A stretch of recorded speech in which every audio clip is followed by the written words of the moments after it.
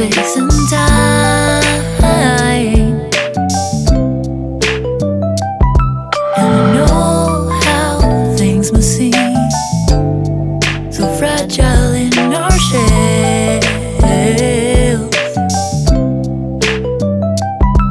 it's not so binary how we journey to ourselves.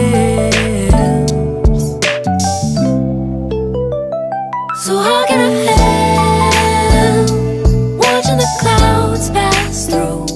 No clue at the time.